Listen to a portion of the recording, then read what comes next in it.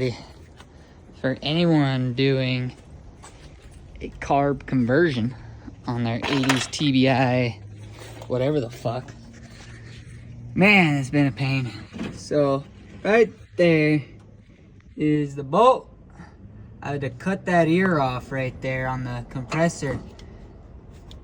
If I can get there, right there. I cut that ear off. There would have been a bolt right there, but on the other intake manifold, because this is a carbureted intake manifold, the thermostat housing location was just slightly further back, and that allowed that to work.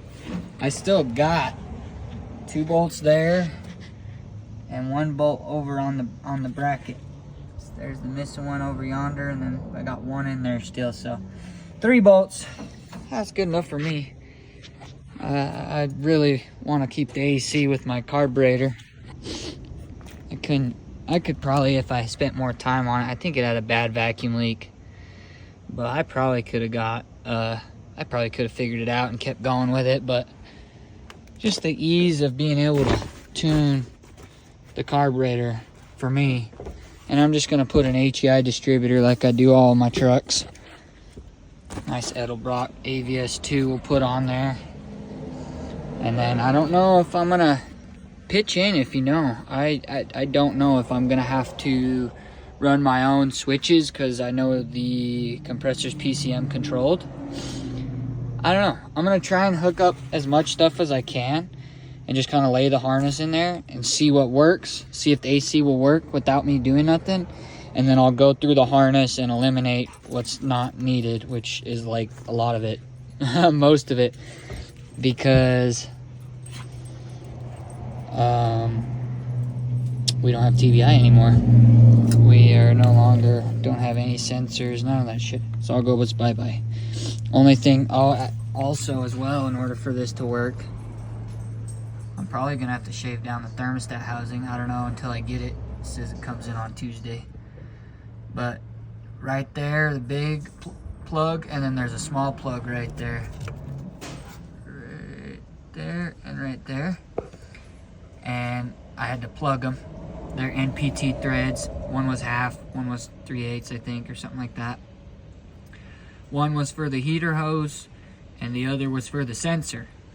So now what I'm gonna do is on the upper radiator hose, I have a 45 coming from an old A body, and that allows you to, the outlet will come over here out of the way of the compressor. And then I'm gonna cut the top radiator hose and install a coolant T so that way the heater hose will just go to the upper radiator hose. And then as well as I'm gonna install a T for the sensor,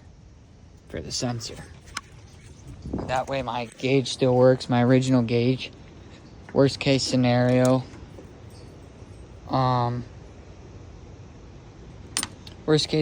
we just install a little 3-pod aftermarket gauge. As long as I got oil pressure and temp, I'm happy. But oil pressure should still work. I got the port back there for it. I got a brand new timing chain on it. Painted the cover, made it look nice. Brand new gaskets. I've just been figuring out this brackets, all these brackets. But once I get these brackets figured out, I already got this is a 42 RH transmission, A500. And what I got was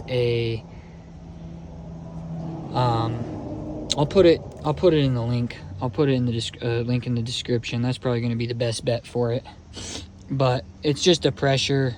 I think it's from like PATS or something like that, some transmission website. And there's 2 different pressure sensors. They're plugged into the trans, and once trans reaches certain pressure, the overdrive and the lockup converter will do it all on their own. I'm going to wire it up so that way it's just all on its own. Originally, it would have been PCM controlled. We're pretty much doing a PCM delete, basically, on the old van.